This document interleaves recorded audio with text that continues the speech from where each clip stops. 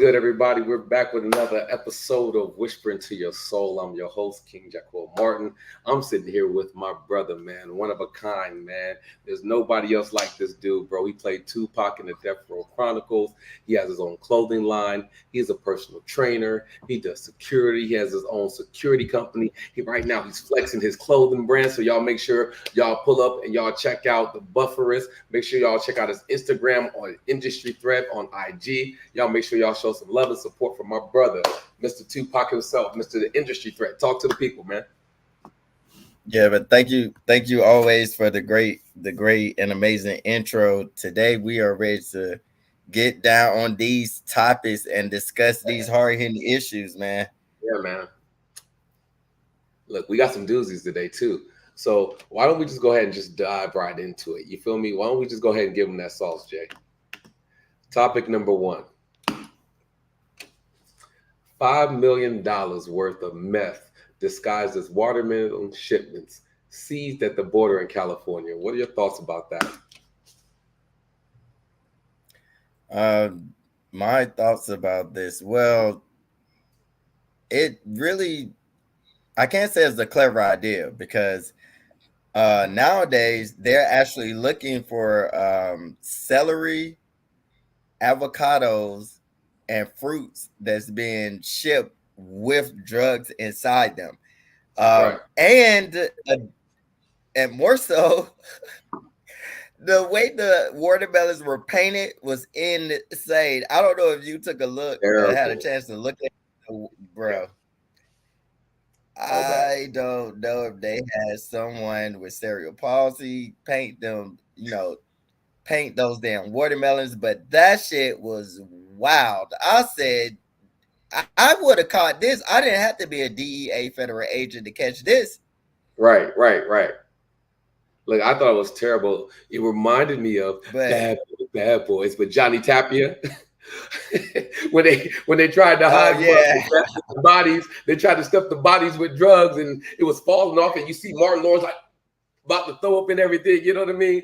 From the bodies, yeah, people yeah. smuggling With the drugs really ain't ecstasy. nothing new. Right?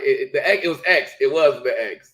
Uh, people smuggling drugs that ain't nothing new. Yeah, Am I surprised that they tried watermelon? No, I just thought it was 2024, so I thought they would be clever than that. You know what I mean? I thought they would have tried to hack one of these robots right. that be on the street that don't nobody check with these robots and put it in the robots because the robots are going around the streets anyway. You know what I'm saying? Delivering food. So why not have the Yeah, robots delivering drugs? Because nobody's checking the robots anyway. They're too amazed at looking at the robots. You know what I'm saying? So I'm not really surprised. Shout out to look who snuck in the building, Mr. yeah. Wanye Leonard. Actually, Mr. Wanye is the reason why me and Jeff met in the first place. So I want to shout out that amazing director. He was one of the first people that Well, gave me yeah. breaks, one of my big chances. So shout out to you, sir, Wanye Leonard. We love you. We appreciate you, bro, just for even creating this connection and friendship because me and Jeff have been friends ever since, bro. You know what I'm saying? We've been rocking in this movie industry ever since. So I can say that, sir, you would be the root of our friendship. So I just want to shout you out, show some love, let you know we appreciate you. You know what I mean? And when you're making a new movie, man, drop that in the comments. The people want to know when Wanye Leonard presents is going to present a new movie to the world. Talk about that. You know what I mean? So big shout Right. out to Wanye. Jay, you got a shout out for Wanye? Yeah, I mean, shit, you said it all, man. Mister doing everything. Wanye Leonard in the building. Also a pastor, which is interesting. Wanye will Oh, marry you at two. Yes. Wanye. Oh, you're getting your Mason. Okay, Pastor Wanye. I didn't know that. Yeah. That's a good one. Okay. That's a beautiful thing, bro. Congratulations on Yeah. that. Uh, Sure. little known fact about Mister Leonard. But yeah, man, he organized a great team, man. That's one thing I can say he did. He definitely organized a great team. And like you just mentioned, yeah, we've been working on creative gigs, been friends, working regular jobs, all that, man, since then. So Mhm. All right, shouts that's a out to fact. One Yay. Well, I'm glad Wanye is here anyway because this next topic is a real sensitive topic, bro. It's something that I experienced not to the same level because God spared me and I still have my life. So I am glad that Wanye is here for this topic because we're definitely going to need some prayer after this situation, because the sad thing is it doesn't even surprise me. And so what that situation is this topic right here. Judge rules Breonna Taylor's boyfriend caused her death, dismisses some charges against ex-officers.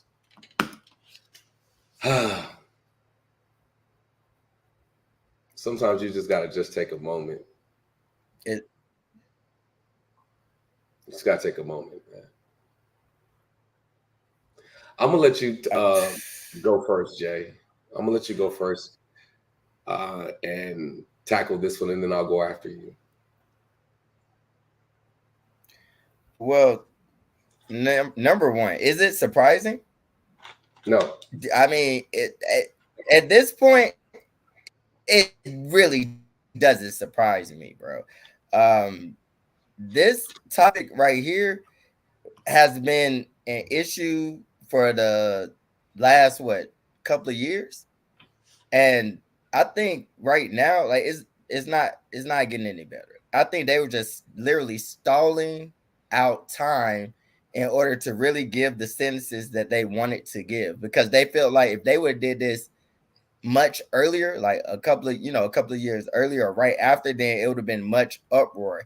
I feel like they already knew what. Come on now, we already know what the outcome going to be. I'm looking for this act that they haven't passed. It's called like a George. I'm looking for it right now. It's like a George Floyd Act or something. Hold on, let me find this right quick because I really have. While he looks for that, you guys, I'll jump in. For me, this is like really sensitive and near and dear to my heart, because if you don't know, I am a survivor of police brutality. I thank God that I'm still here. I struggled with, survivor's guilt. This situation doesn't surprise me because it's America, and officers have been wrongfully killing us for the longest. And police officers were birthed from the slave patrol. Slave patrols have been catching Black people and killing Black people for the longest. So how do you root out racism out of something that was born from catching and killing Black people? And it's the evolution that we're living in it right now. What is so baffling to me is, when was the last time that you saw a Black officer kill a white person or kill a white child and said that they feared for their life and then they got away with it? And the reason why I put that out there is because I want to disarm the fact that we're not doing that, and we're not getting away with the same type of situations, right? So if Black officers can't run around here and say they fear for their life while they take someone else of another race, especially white's life, why is it always okay for a white officer to take a black person's life? And I think you hit something on the head. And what I think you hit on the head was, at the height of the sensitivity, they already knew that it would die down. All they had to do was wait long enough for Black people to stop crying. And I hate this, right? But there's no consistency in our protest. We protest in waves, in moments, in situations. You don't believe me? Let's use another example. Black Lives Matter. How long did that last? Colin Kaepernick. How long did that last? George Floyd. How long did that last? When they tore down monuments, how long did that last? We can go over a history and over all these different deaths that we have, and we're only upset for a moment. So after the moment, if there's no consistency in the fight, or if we only wait for it happens to someone in our household, how will we ever get the changes that we actually want? And what sacrifices are we actually willing to make in order to get the changes that we want? Because sacrifices come with a cost. And my question is, are we really willing to toe the line to pay the price to get the changes that we want? because laws are bought. Change comes with a price. So what are you willing to sacrifice in order to get the changes that we claim we want to see? What are your thoughts, Jay? So basically, this to furthermore discuss my point of view, basically they negated the law known as, it's under the state's castle doctrine and is known as the stand your ground law. So basically, on this decision making process with the courts, they negated the stand your ground law. Furthermore, there was an act that was supposed to be passed in March of 2021 called the George Floyd Justice in Policing Act, Right. which actually which includes ending qualified immunity. Now, with those acts and laws being passed, it doesn't make sense for the judgment that was ruled or the verdict. Right.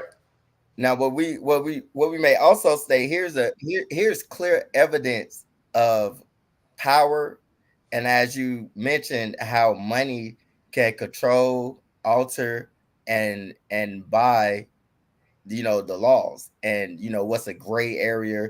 And no matter how, even though the way you basically base most cases is you base it off another case. So easy, Right. even if you have all these cases of black injustices, it's still not a variable outcome for the black people because of the actual people that hold the power.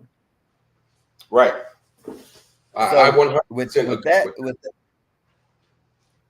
yeah, That's so an with that amazing. being said, yeah, I mean, just with that being said, in simple terms, it doesn't matter what the law states. It matters the people who make the laws. They don't have to abide by the laws that they make. They can adjust the laws. So as to actually add another point of view to what you were saying, are we going to get in a position to be able to have that same power? And as you mentioned, with that comes sacrifice. Because if you look at the buying power of America, not just Black America, we hold the highest purchasing power within all the ethnic groups put together. That's a fact. But we own the least amount of businesses. And The, we're the biggest consumers yeah, with lacking ownership, which is crazy because we'll go out our way to die to put someone else's name on our back, but we have no stake in that. We put so much value on someone else's dream than we put into our own dream, which I find so baffling. Baffling. I got a Playboy hat on right now. Nobody at Playboy knows me. Why do I like to wear the hat? It's a question that I have to ask myself, right? nobody played with them. So the reason why I said that was, well, what did you do, King, differently? I started my own clothing brand. And I'm just waiting on my hats that I made for myself to actually come in so I can wear my own hats. It's about taking power and ownership, because when you don't have no power, you'll always be in this position, right? And it's sad that, the young man lost his life. It's sad that Breonna Taylor had to go with, it's sad the ripple effects of their family. But what's worse is we all know about it, but we don't come together to do something about it. Like, we don't care until it actually happens to someone in our family, and then we want everyone else to care. When the biggest trick is for there to be no unity. If there's no unity and I can keep us all divided, then I can continue keeping them in the hamster wheel because they're not united to create the change that they need in order for this to stop happening. You see what I'm saying? So it keeps happening because we have no bond. There's no love. There's no unity. And the more we become united, the more we learn how to have self-love, the more we know how to love one another, the more we care for each other, and not just for a moment. That's when I believe we'll start seeing the change. Personally, that's how I truthfully feel about it. Because I even said this one thing. I said, America, Yeah, because what? I said, America, I'm more than an amendment. Like you said, if I don't make no rules, then I'm just an amendment to the rules. But amendments have loopholes in them. And an amendment can be changed by the person who created the amendment.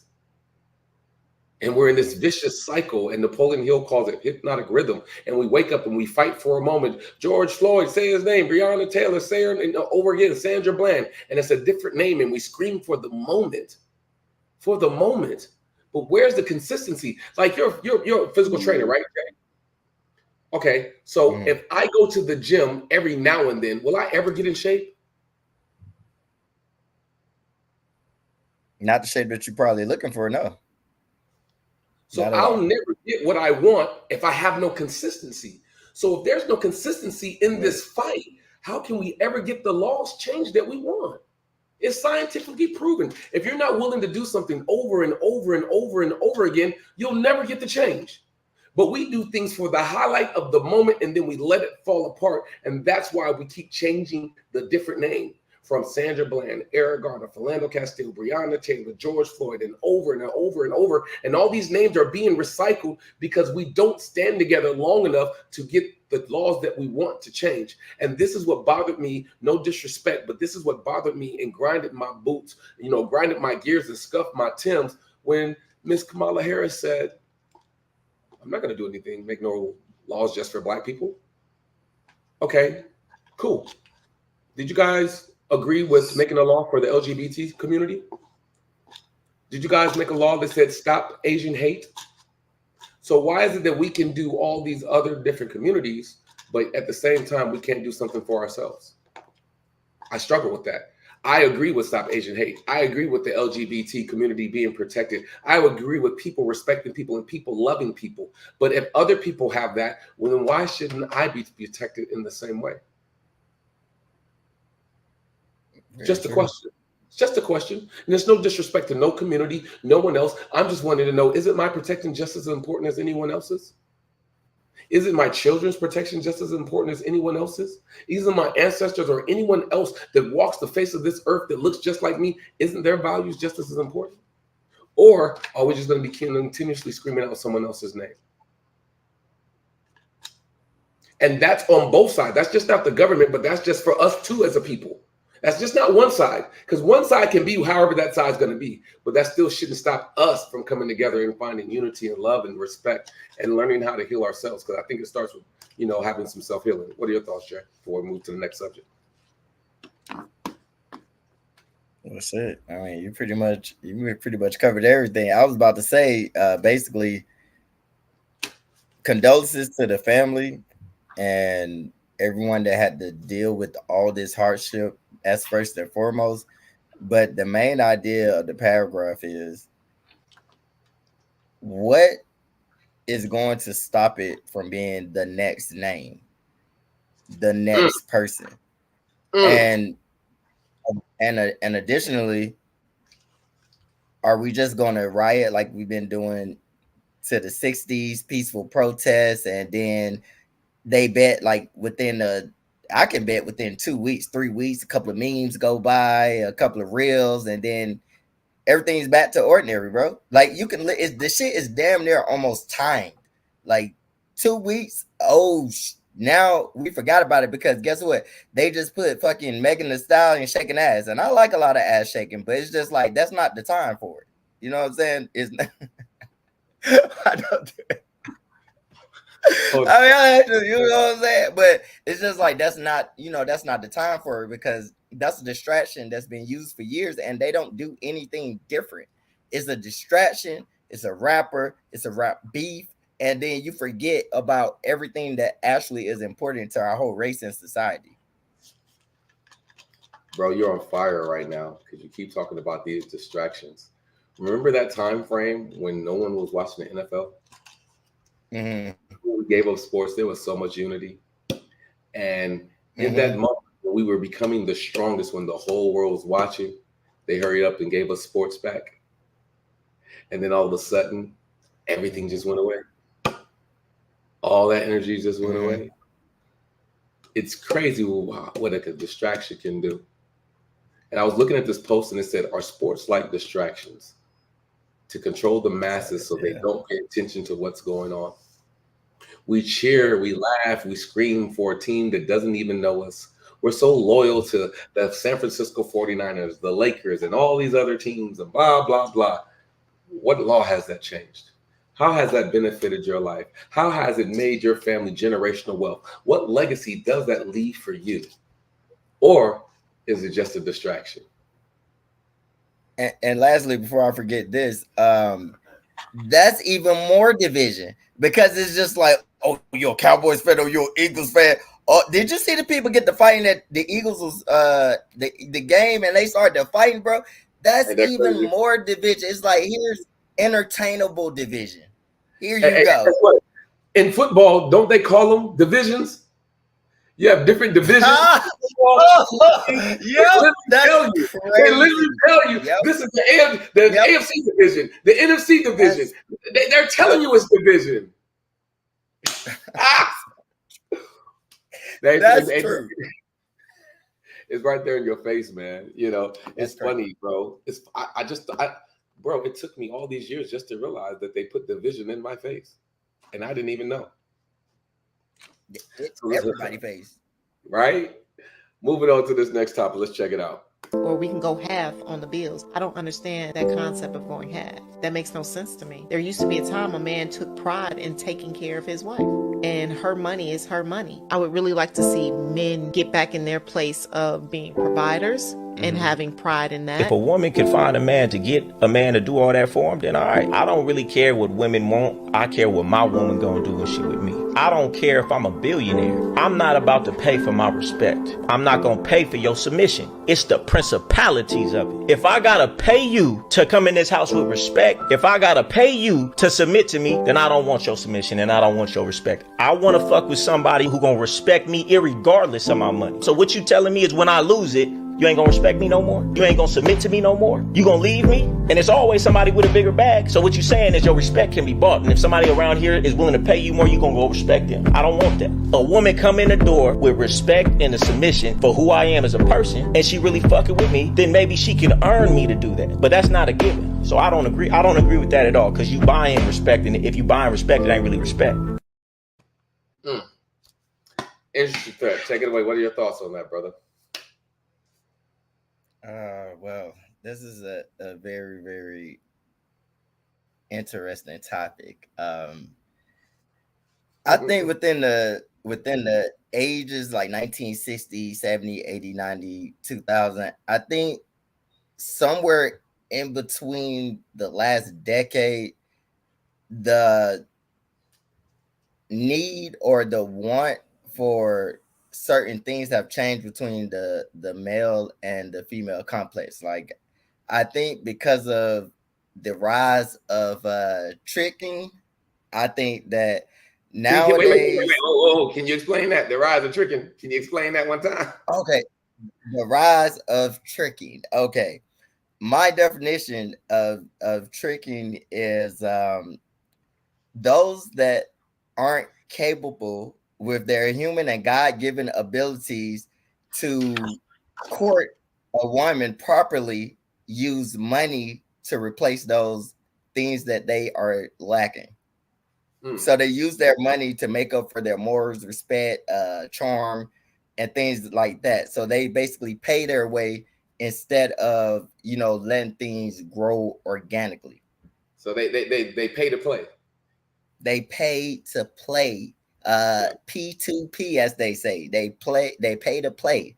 I honestly think like this. The relationship, whether it's a friendship, actual relationship, a marriage, a bondage, everything needs to be brought to the table with the initial reaction and response. When you initially meet, you need to make sure your goals align. What are your beliefs? What are my beliefs? You believe that I should pay 100% of everything, and all you got to do is breathe air and barely have nasty, freaky sex with me, and I'm supposed to take care of all your needs, and you don't have to do anything? Or some even have their own money, but they just want to take your money. And we're doing a partnership. If it's supposed to be loyal, I think that I'm not saying that, hey, you're supposed to pay for everything. At least have my back, so I'm not 100% doing everything. At least have that, or bring something to the table as far as guidance. A lot of people say that they bring guidance to the table. What are you guiding me to? The next place to take you to eat? Like, where's the guidance? When we mean guidance as from my perspective, I mean as far as like, help me with this fucking $1 million project. Help me with these 3 businesses I own. Help me promote that. Then going 100% isn't bad, because it's not 100%, because you're helping in a non-monetary way. Versus having to do everything, pay to go out to eat, and not like go out to eat to Cheesecake Factory. We talking about like Ruth Chris, like every other night, paying for that. At that point, it's not a relationship, more so it's a liability or a transaction. You're a damn lie, huh? I said, or a transaction. Yeah, it's and at that point it's a one-sided transaction, because what you get, like, okay, a lot of people, oh, you gotta this sex, you gotta pay for this. I got good dick. Now what? Sorry I had to say it like that, brother. But it's just like, it's an even transaction right there. You know what I'm saying? So when we really break it down, what are you really bringing to the table? And why should I pay for your lifestyle when I have to work, rake and straight everything? You come back with an argument. Can you bring me peace? Can you bring me guidance? Can you bring me the things that money can't bring me? Go. I'm done. I feel like we've manipulated women into the pretty princess syndrome, where their value is only in their prettiness and there's no value in who they are. There's a Temptation song that says beauty is only skin deep. But now in 2024, beauty is the price line of what I have to pay to play. So because you believe that you're of a certain beauty, then all bets are off. Well, let me ask you something. If you want an old school man who pays for everything, which is fine because you're allowed to want what you want. Everyone has different relationships, and that's no problem with that. Do you have old school values as well? Are you cooking? Are you cleaning? Are you waiting at home on your man? Because it's a difference to ask someone to have old school values and then you have a modern mindset. Because this man could pay for 100%, but are you still searching for attention on Instagram? Are you still trying to be outside to have a hot girl summer? Are you still trying to go outside and hang out with your friends? See, I think that people want their cake and ice cream. You want a person to be 100%, but it's almost like the reverse of female pimping. It's almost the reverse of female pimping. I want you to pay everything, because if you want this box right here, you're going to have to do all of this. You're going to have to do all of that. And this is the price. Then why don't we just start off with, what's the price tag? How much does your love cost? I mean, if you ain't tricking, you ain't got it. If you ain't outside and you ain't hoeing, what does your respect cost? How much is your love worth? How much is your box worth? And who told you that that box was worth that much? How much is your box worth? I'm just saying, because technically that's what people are putting a price on. People are putting a price on their body. People are putting a price on their beauty instead of what's actually in your heart. So what happens to the ones that's not beautiful? I'm sorry. What happens to the ones that's not beautiful but still have the same price tag? Well, ain't nothing wrong with being confident if that's what you think you're worth. I mean, anyone is allowed to believe they're worth whatever they're worth. I don't put a price tag on no person. I just believe it's all about what you bring to the table and who you are and not what you look like, because actually, believe it or not, looks fade away. There has to be some type of substance more than just what you look like. And, you know, biblically, it talks about how a woman is a multiplier, which is true. She's supposed to be able to multiply when it comes to children. She's supposed to be able to multiply when it comes to your bank account. She's also supposed to be able to multiply your peace. But picking the wrong one, the same way you got multiplication, you got division. Because she can divide a household by taking the kids. She can divide your bank account by taking your money. She can divide your peace just as well. So you have to be careful with what you're choosing. And as a man, you have to ask yourself, is this woman actually multiplying or is she dividing? Is she adding or is she subtracting? And women, you have the same right to ask that man that. Is he adding to your life or is he subtracting from your life? Is he multiplying your life or is he dividing from your life? Because that is something that I think that we forget, because sometimes we only look at the flesh. We only look at what we want. You know what I mean? And I think that's why we have so many different issues in relationships. Because I remember the first time I came out here, Jay, right?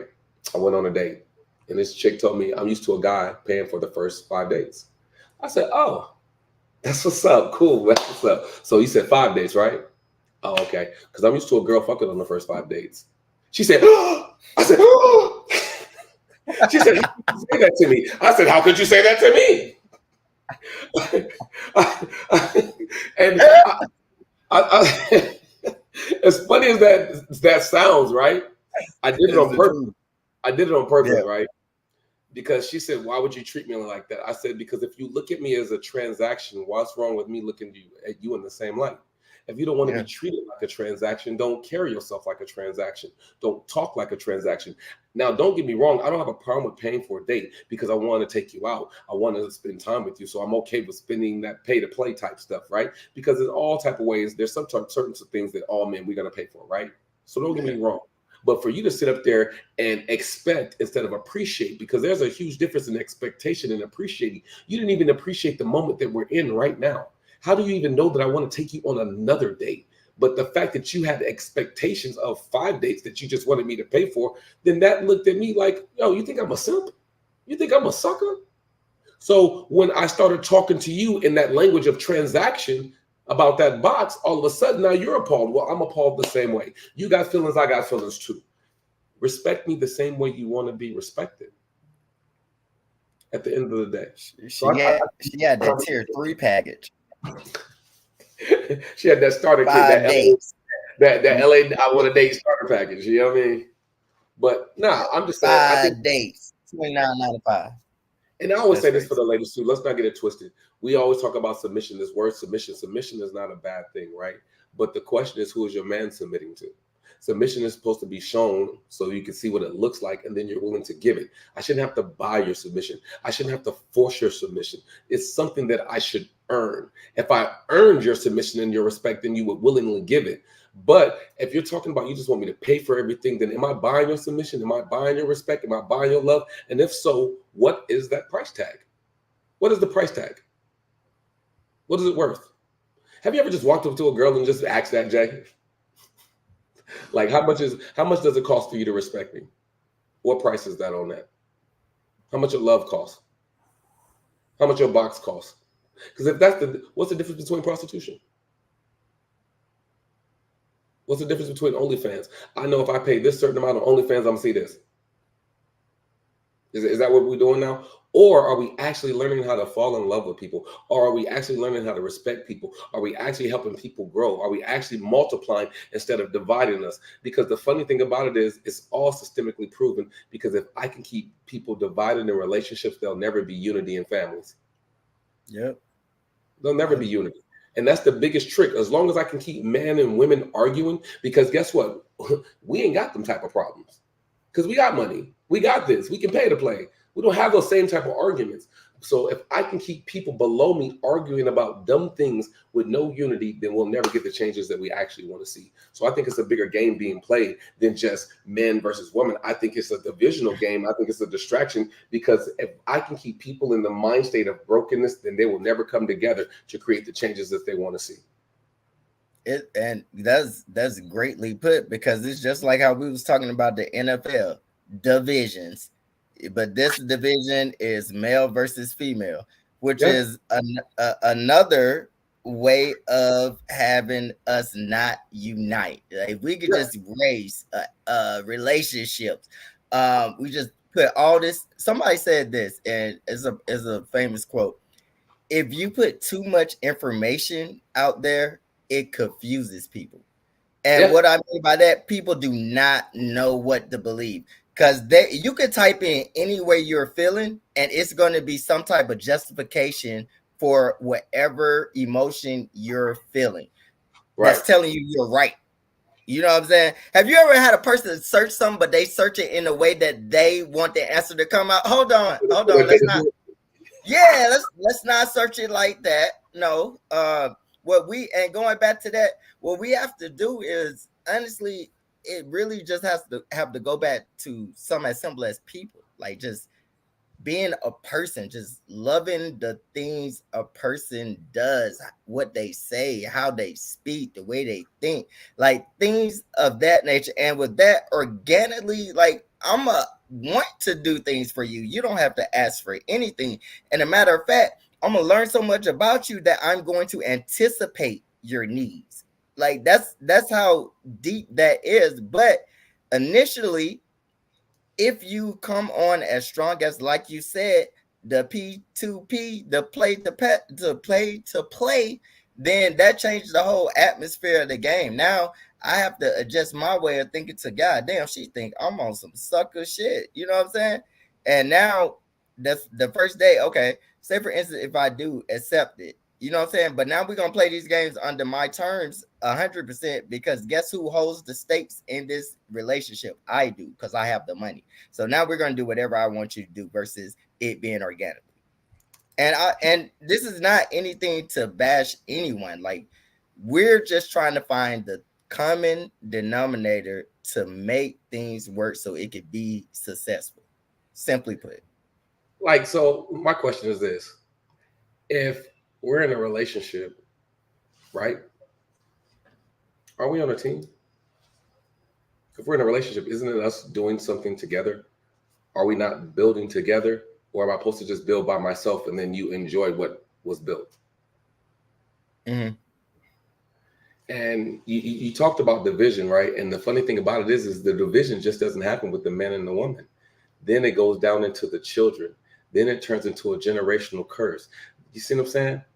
And that system is repeated. And that's why there's so many broken families. That's why there's so many broken homes. That's why there's so many dysfunctional things that's happening. That's why hurt people, because we have been so deceived, bro. We've been tricked, bro. Yeah. We've been tricked. We've been bamboozled. And I feel like the only way for us to get out of this sunken place is to learn how to, forgive ourselves. Mm-hmm. To learn how to forgive the other person, because the other trick is, if you forgive somebody, you're weak. No, there's so much power in forgiveness. Mm-hmm. There's so much strength in it. You know how strong you have to be to forgive something and let something go and actually heal from it. But the problem is that we don't forgive, we don't heal, and we take on this mental garbage with us everywhere. And then we realize hurt people. And then people trauma bond in relationships. You know what I'm saying? Yeah. I just find that intriguing. Go ahead, brother. I was just gonna say this too. And say for instance, if you do have your team, you know, you got your star player, right? Let's go to the NBA. How many star players have won a championship with just the star player? No. Are we playing for regular season or are we playing for championships? That's a great question, brother. It's a great question. Nobody wins a chip or anything by themselves. And it's a real quote when they say teamwork makes the dream work. So are we really on the team, or are you just riding my back because you don't want to do no work? So, and that's what's so crazy, because what's mine is yours and what's yours is yours. Make it make sense. Instead of us just, I'm not saying everything should be 50-50. I'm not saying that. I'm not trying to tell somebody how their relationship should be, because everyone has different relationships. Everyone has different things that work. But I do know right now, in the climate that we're living in, and what after COVID, how many people lost businesses. I like the question that the young man asked when he said, well, if I lost all my money, or if I lost my job, or if life threw me a curveball, if I got sick, if I had a hard time, would you still respect me and love me if I could no longer afford it? Mm-hmm. I think that's such a dope and beautiful question. How much Yep. does your love and respect cost? You know, so I love that conversation. I think we'll bring some ladies on next time, Jay, to dive back into that topic. But I really thought that was a beautiful topic. Yeah, There is no man. proof that So we're gonna move into our next topic. there is no proof that Adam and Eve existed. That is the point. Do you understand what I'm saying? Do you have a mother and father? Don't change the Serious? subject. No, it's on the topic. Do you have a mother and father? Yes, I do, of course. Okay, take that far back as you can go. Use your scientific atheism to do that. Yeah. Far back as you can go. Where are you going to get to? We're going to get to the Big Bang and chimpanzees. No. We're not going to get to No, Adam no, the and Big Eve. Bang happened way before the chimpanzees. Yeah, but And the chimpanzees and humans split about 6 million years ago. So we're not talking about that. I'm talking to you about the first human being. yeah, we're not Adam and Eve. We don't even know what their Okay. names are. Well, okay. Let's say you don't know the names. I'm not even arguing that. Will you go back in time and what happens to the population of man? Go back in time, what happens to the population of man? Increases or decreases? Increases. If you go back in time, Yeah, there were very few of them. they get less and less and less and less. Until you come to, this is using your scientific head, the first human beings who were able to procreate and bring on children, yeah? Yes, yeah. Let's forget their names. How many were there? Two probably. But it's still, So Jay, tell me what you think about that clip right there, man, and how the young man broke it down to what he believes the beginning was and how humanity started. Well, this is a very, very interesting topic. First and foremost, everybody have their own beliefs, or not in this young man's case. I see it as this. Some people just believe what their great granddaddy told them back in fucking 1940. You know what I'm saying? This man had no actual facts or anything to defend his truth when he was actually questioning Christianity or religion. I feel like if you're going to be atheist or whatever your belief is, at least have some reason to why, have some evidence that's true to your belief system of why you don't believe in God. You know what I'm saying? Or whomever you think is a higher power. Right. He had no evidence. I just think he's just one of those people that just, like how some people just racist for no reason and they don't even know why they racist. It's just like, wow, you're cool. I don't know why I was racist, but I feel like that's one of those cases in that scenario. Now, as far as with religion itself, I know by being a United States Marine Corps veteran that going through certain things in war, there was no way that I could have made it without a higher power. And when I say this, it's just impossible situations to whereas I have lived through, and not just in Iraq, I mean outside of Iraq, normal life, that is the impossible thing that happened where it's unexplainable, where that it is God or whomever you believe in. So that's personally my belief, and that's based off of my experiences because I have witnessed things that I know that shouldn't have happened, that a divine intervention occurred. So it's definitely a God out there. As far as Adam and Eve and the way the Bible was wrote and things of that nature, everyone likes to take pieces of the Bible to benefit whatever their point is. Facts. And the Bible is actually something that is communicated, which is written, is communicated from God. You know what I'm saying? And I don't know if you ever played this game, whereas you would start out saying 3 words, and then by the time the 3 words come back around to the 12th person, the whole conversation is changed. You talk about the telephone game. Yeah. I feel like too, if you read enough religion, and not just Christianity, if you read things from the Quran, if you read other books of religion, they all say that there is a higher power and that there is someone that was born to pass the message. So that's one thing that I can say that is current in most, and let's say most, in most religions, because there's so many religions nowadays. Right. For me, I do love how he scientifically broke it back down to if there were human beings back in the day, how did it start? Right.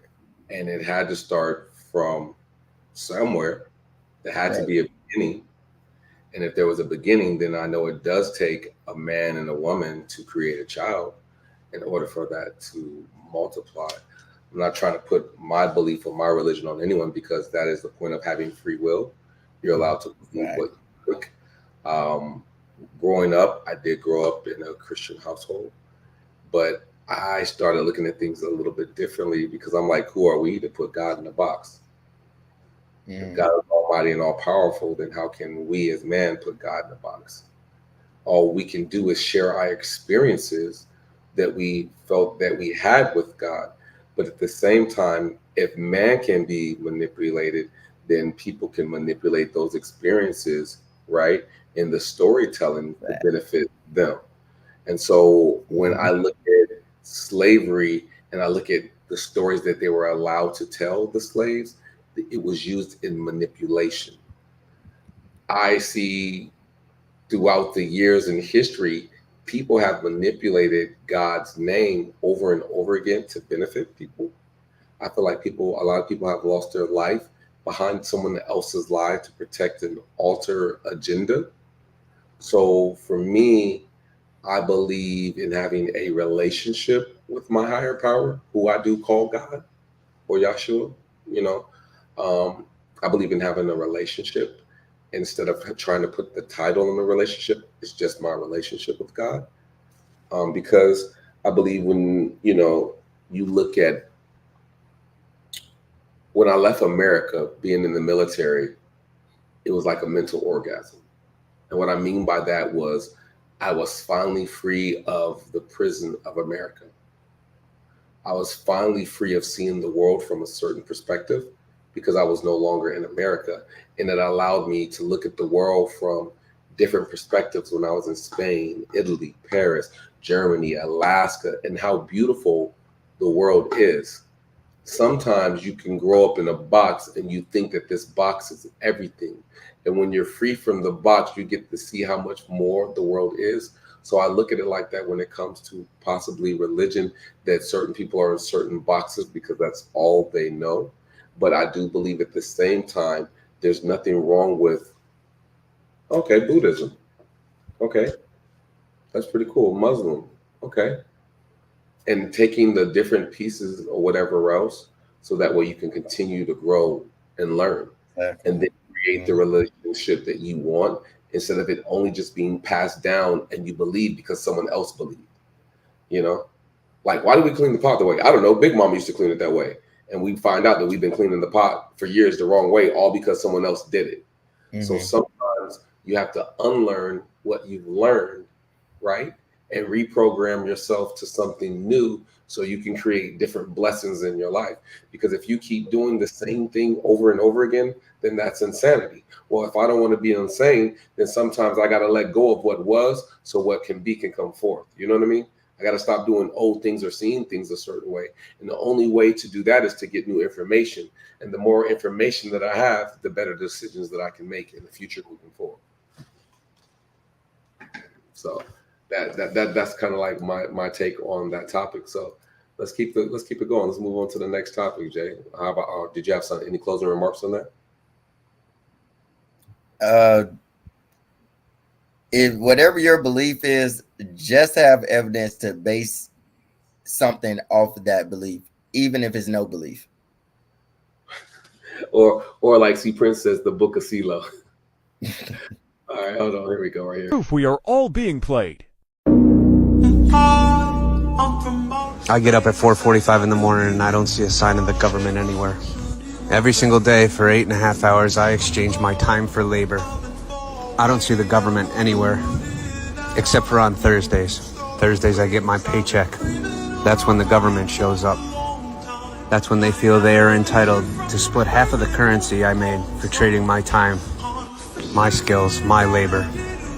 This goes on throughout the year, where I'm responsible to keep records of all of this. At the end of the year, it's my responsibility to prepare all that documentation for them to review it. They then determine if their cut was large enough. If I don't meet their schedule, I face fines, fees, or the threat of being locked up in one of their cells. I guess some people call this taxation, but it doesn't meet my definition. To me, that sounds a lot more like fraud, embezzlement, and fucking slavery. I think it's long past due that we all stop participating in this. Well, Industry Dirt, what are your thoughts on that, brother? On his perspective about, paying taxes, and at the end of the year, how you have to get all your documentation together, and then they make a ruling on how much you've given. And if you don't do it on time, you can be penalized, or they can actually, lock you up for tax evasion. The government is the biggest pimp in the history of the fucking world. That's number one. They fuck all of us without us getting any type of satisfaction from it. That's first and foremost. And with that being said, if you are in a higher tax bracket, i.e. the 5%ers, not even 5, like 2%ers, then someone that is in the middle class is actually paying more taxes than the person that's in the higher class making more money. Right, now, yeah, exactly. Now, what owner and CEO of a company said was, I'm gonna just use this for example. They're like, "Oh wow, you're Zuckerberg, you own Facebook and Meta, you have all these companies, but you pay zero taxes." He's like, "I don't own these companies." And they're like, what do you mean? It clearly states your name on these companies. He was like, well, the way he broke it down was basically that the companies, they are in his name, right? But all the companies, as you know, from having your own business, have a separate EIN number. So the company, that's your company's social security number, as you may say.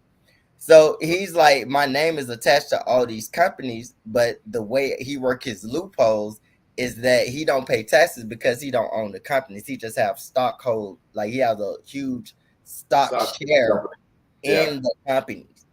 Right. But he don't own them. Right. When you want to talk about some genius, when you want to listen to some genius shit, you better listen to these people, the way that they work the tax codes that they created in their favor. And here's the thing, it's just like, you gonna either be pimped or you gonna be a pimp. You gonna either keep being raped by these tax codes, or guess what, you gonna learn the actual codes. That's what's going on. And what's crazy is a lot of people say, well, your taxpayers' money go to like public transportation, it goes to things like and here's the crazy part. So if we pay for public transportation, then why do you have to pay to get on public transportation? Talk about it. He's cooking. Let him cook. So not only are we paying for a service to have, but we're paying for having that service. That's a fact. That's 100% fact. And matter of fact, say that again for the people in the back of the church. Basically, is in some places and some things they call it double taxation. So basically, you're paying for a service to have, i.e., public transportation, but then you have to pay for the service that you're paying to provide for yourself. Ain't that crazy as hell? That's so backwards. That's pimping. I love how you say it, though. Thank you, brother. I appreciate it. But that's the one thing that always baffled me. And also sales tax and use tax. We're not even just talking about the taxation in the companies, because when you want to break down a huge problem, you have to break it down in stages. You don't just break down the huge problem from the top. You got to go through all the use tax, the sale tax. Um, they, Oh, they literally have taxes for tax, and then the CRV, the California tax. So, with this being said, how do you fix the issue? that's a great question. You got to get educated. You got to get educated. Like, here's the thing. I try to tell people this, right? There's two type of educations, but you were probably programmed by your parents who didn't know because they were programmed by their parents, and you're just following the generational program. Please tell me if you've heard this phrase: go to school, get good grades, go work for someone. Anybody ever heard that phrase before? Well, that is a program on how to become a slave on someone else's plantation. Well, what do you mean by that? A business and a plantation is the same thing. The question is, are you working for Google or is your plantation McDonald's? Well, what are you talking about? Because the hierarchy, the language is the same. On a plantation, you have a slave, slave driver, master, right? Okay. Well, in business, you got a worker bee, manager, CEO. They just changed the names. It's all the same thing. It's interchangeable. Yeah. Because at the end of the day, the worker bee probably knows more about the company than the CEO, because the CEO doesn't have to know all the nicks and crannies of it. All he has to do is make sure that he pays people enough to stay on the host roll. People hold them up and don't even know it. Because at the end of the day, you're making someone else rich. So there's nothing wrong with being on the plantation. But my question is, when are you working on your own dreams? If you're always working on someone else's dreams, when are you working on your dreams? And when did your dreams become less important than their dreams? Aren't your dreams just as important as anyone else? But it's crazy how you have more discipline for someone else's dream than you have for your own dream. It's crazy how you can follow a 9 to 5, follow a structure, go to lunch, eat on time, blah, blah, blah, blah, blah, blah, blah, for someone else, but you ain't got enough to become an entrepreneur and go after the things that you love. You can tell how successful someone wants to be with what they do in their downtime. Mm-hmm. It's crazy how we can know all the stats of Kobe Bryant. We know all the songs of everyone else. We're wearing all the latest brand shoes, but what is your brand? What are you bringing to the table? What's your song? What is your gift? Where's your light? How are you allowing you to be the best version of you to shine in the world? Where is the mark that you're going to leave on the world? Like they talk about the imprint. What imprint are you going to make? How are you leaving your mark on the world? Who knows you? What is your legacy? Or will your legacy only be working 40 hours and 40 days, you know what I'm saying, for somebody else?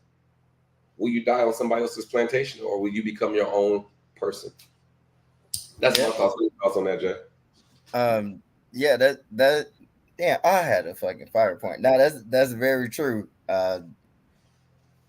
What was also crazy is that, do you really have what it takes to be a CEO? Because here's the thing, like, you only got to be a CEO of some shit once. Because once you're the CEO of Pizza Hut, you could be the CEO of Petco, you could be the CEO, because all you gotta do is know how to balance expenses and losses, assets, liabilities, a balance sheet, keep people on the schedule, and you just delegate the rest of the authority. So it doesn't matter the company. Now, here's the thing. Will you put in that work to be an entrepreneur? Because here, what's easy by being an employee, everything's laid out for you. You already have an outline. You just got to follow the system that's already there. The difficulty with individuals, including even myself, sometimes you have to create your own systems. And here's the thing, it's not really hard to create your own system, because everything that has been done is already been done before. So you could just look at a similar model. But the thing is, are you going to work every day and grind every day, and you got all this time on your hands?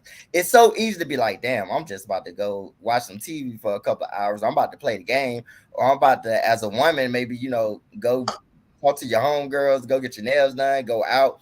Are you really going to put in that time to sacrifice the partying, to sacrifice the game, to sacrifice anything that's not advancing you toward your goals in order to be a CEO, or is it just easier to be an employee? And shut the fuck up and stop complaining. Well, our live stream just ended, but I want to say this since we're cooking. I don't want to end it in this moment. The day that you were born, you were a CEO. The day that you were born, you were a CEO. The day that your birth certificate was signed, you are a boss. That is a contract. Your social security number is a business, the same way as an EIN number. Yep. The question is, how do you take care of your business? The clothes you wear is advertisement. How you carry yourself, how you speak is your business. How you present yourself, how you talk, how you walk is your business. You are your business. Your name is the name of your company. That might have went over a lot of people's heads. Let me say that one more time. Your name is the name of your company. The value of your company is what you actually put in your bank accounts, or what you have on your person, or what you have in your assets. In business, they do a SWOT report: strengths, weaknesses, opportunities, and threats. My question to you is, why do they do that? Well, they do that to get a return on investment. And they address these needs so that way the company can get stronger, it can grow. So my question is, if they do that in business, when was the last time you did a SWOT report on yourself? When was the last time you managed your strengths? When was the last time you actually talked about your weaknesses and started looking in your blind spots so you can become a stronger person? When was the last time you looked at different opportunities and asked yourself, are you prepared for the opportunity that you say you want? And when was the last time you looked at the different type of threats that keep coming into your life? Why do these same threats keep attacking you? And what have you changed in your algorithm of life in order to get a different situation? Because the same thing will always happen to you until you learn how to defeat that situation. So that way you can get a better return on investment in life. See, when you go outside, you leave your business and you take your business and you put your business into someone else's corporation when you work on someone else's job. There's nothing wrong with that. It's just a fact. The question is when you go home, do you go to sleep? Do you play video games? Do you get on social media? Whatever your distraction is, because during that time frame right there, you could be working on your business, which is you. You could be working on your dreams, which are the visions and your gifts that you've had since you were a kid. But the question is why is it that you can work on someone else's vision and their dream board and you don't have the same type of energy for your own dream board? When did you start believing in their dream more than you started believing in your own dream? When did you have discipline for their dream, but you don't have no discipline for your dream? It's not the fact that you can't be your own boss. It's the fact that you're not willing to put in the work to be your own boss. So you would rather work for someone else than to work for yourself, because it has to work in order for it to happen. So the question is, who are you willing to work for? Are you willing to work for you, or are you going to give all your time to someone else? Well, see, you get caught in the Charlotte's web of comfortability because I know this job is going to provide me this. I know this job is going to provide me that. So you take the provisions from the job. You don't want to leave the comfortability, so you never start your own. But while you're working for that person's on vacation. That person's family is living a legacy while you're living the legacy of slavery for that person to have the lifestyle that they have. It's pimping at its finest, but you don't even see it as pimping because you don't mind being hold them up. When are you going to start valuing your own dreams to become the best version of you? Thoughts, Jay? Boom. That's it, bro. Cool, man. Hey, man, this is our show, Whispering to Your Soul. We get into deep, fun conversations. Of course, we talk about the different things on social media because we got to put that out there. But yet, we want to talk about some real things, just like y'all seen at the end of the conversation when we were talking about your business and your dream, bro. Your business and your dream and your vision is so important. That's why Les Brown says the richest place is the graveyard. The richest place in the world is the graveyard from all the unborn ideas. Are you going to add to it? Or will you bring your vision to life? Matter of fact, hold on, Jay. Let me give him one more gem. Is that okay? You got enough time for me to give one more gem, Jay? Yeah. Snow. Okay. You got to wait a little bit. Okay, cool. So the last gem I want to give you, right, is two. I lied. This is the first one.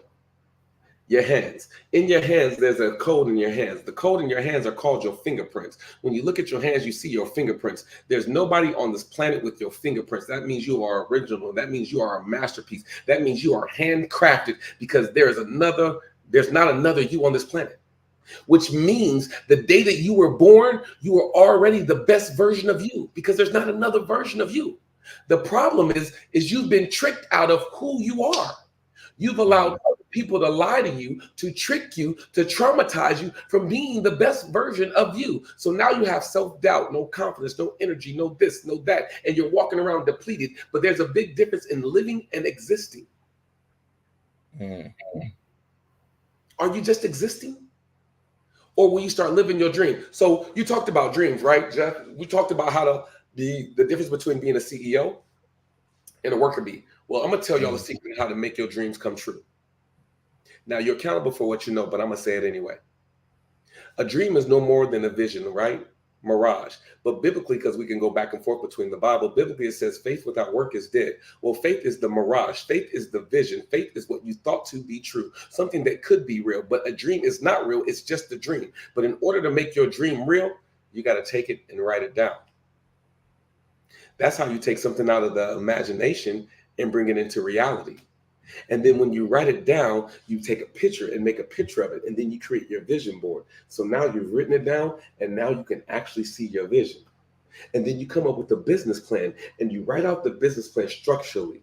Then you come up with the amount of money that you need in order for this business to happen. And then you get to work. You take baby steps to giant strides. And that's how you make things into reality. Jeff didn't just become Tupac because one day he said he wanted to be Tupac. What he did was he had a vision of being an actor. And he said, I'm going to go to classes. I'm going to do this. I'm going to memorize lines. I'm going to put in the work so this reality can come. See, if he never put in the work, the reality of him being Pac would have never happened. But it was the reality of the work that put him in the situation that he is. He's not just in shape just because he's in shape. He goes to the gym consistently. He says, I want to look like this, so this is what I'm going to do to make sure I look like this consistently. It's the consistency of your dream and the work ethic in order for your dreams to be real. It's not that dreams can't be real. It's that you're not consistent in making your dreams become real, but you're consistent on going to the You're consistent on working 40 hours a week. You're consistent on letting someone lie to you. You're consistent on letting someone drain your energy. You're consistent on letting someone make you believe you are not who you are. But every time you forget, all you got to do is look at your hands. And when you see your hands, see your fingerprints. And your fingerprints are proof that you are a masterpiece. Boom. Straight like that.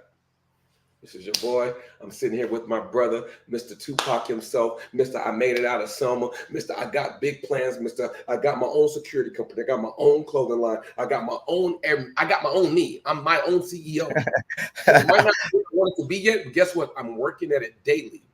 Yeah. I'm consistent in my dream. So eventually, laws of attraction and the laws of the world say it has to be happen. If I stay consistent in it and I'm doing my best version of it, then it's real. You know why it's real? Because I say so. If there's life and death in what I speak, then how do you speak to yourself? How do you speak to your dream? Hello? Make your dreams a reality. Stop dreaming and make it a reality. It's your boy, King Jacko Martin. I'm chilling with my brother, Mr. Industry Threat himself. Make sure y'all follow him at Industry Threat. Y'all check out the Buffers training. Y'all check out the clothing line. Y'all need a personal trainer. Tap in with him. Check out your boy, King Jacko Martin. Check out Whisper Into Your Soul. That's my other page or whatever else. For this podcast, I got a clothing line that I'm starting, which my brother's teaching me how to do the clothing line. So I got my own clothing line that I'm starting, doing motivational speaking, doing the acting, doing the directing. We got more stuff to come, man. Y'all just get out ready, bro. Because guess what? We're more than security guards. Straight like that. Let them know. You dig.